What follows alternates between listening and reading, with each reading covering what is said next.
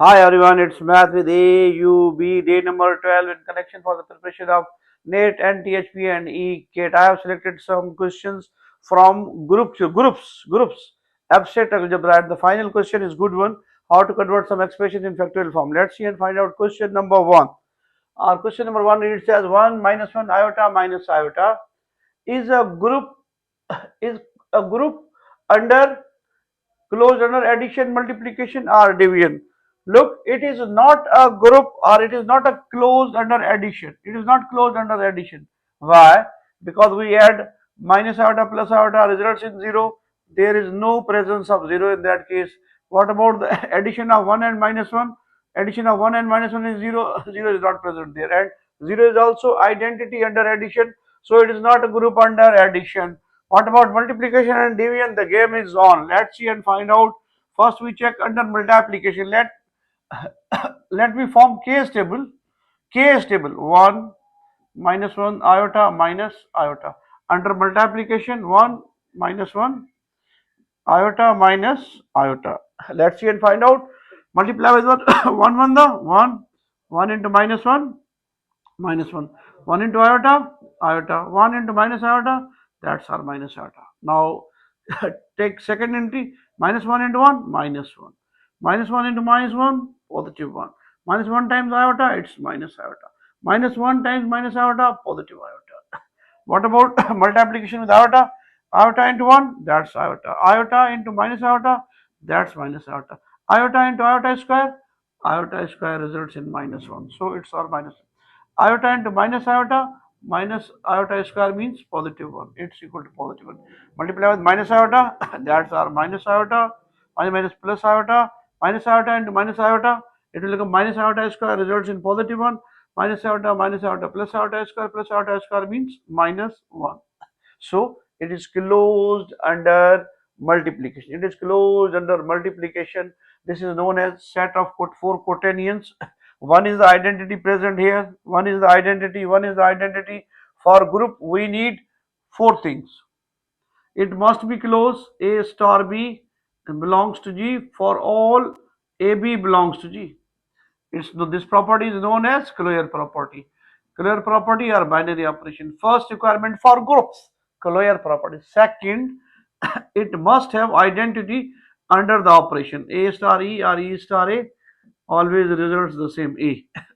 Number 3, each element has inverse. A inverse or A inverse A always results in E. Fourth, it must satisfy the associative law under the given binary operation. That is. So here, one is present here, one is the identity. What about inverse?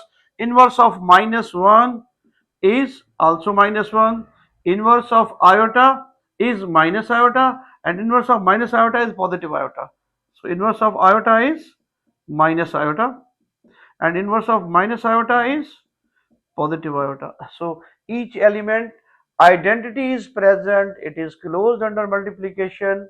Inverse of each element present, inverse of 1 is 1, identity is neutral, inverse of minus 1 is minus 1, inverse of iota is minus iota, inverse of minus iota is positive iota. So it all meets the four requirements of a group. Yes, it is a group under multiplication. It is a group under multiplication. What about division? It is also a group under division as well. Let's see and find out. Let me make the case table according to division. 1 minus 1 iota minus iota, 1 minus 1 iota minus iota. 1 divided by 1 1, it's also iota divided by 1, it's iota, it's minus iota. Minus 1, it will become minus 1, positive 1, minus iota, positive iota. Now let's see. 1 divided by iota results in minus iota. Minus 1 upon iota results in positive iota. Utilize these two identities from complex number, we are going to get through. 1 divided by iota minus iota. It will become minus 1 divided by iota, it's positive iota. Iota divided by iota, positive 1. Iota divided by minus iota, it's all minus 1. Similarly, it will become 1 divided by minus iota results in positive iota. It's positive iota. It's minus 1 divided by minus iota, it results in minus iota. What about this? This results in minus 1 and this results in positive 1. So it is a group in under division as well. Under division is when each and everything remains same. Inverse of minus 1 is minus 1. Inverse of iota is minus iota, and minus iota is iota according to division as well. So it also satisfied the four requirements of group. It is a group under division as well. Under division as well. So it is group under both, under A and B, under multiplication as well as division. Multiplication as well as division. It is a group under multiplication as well as division. Let me write here A and C. A and C. Yes. What about this?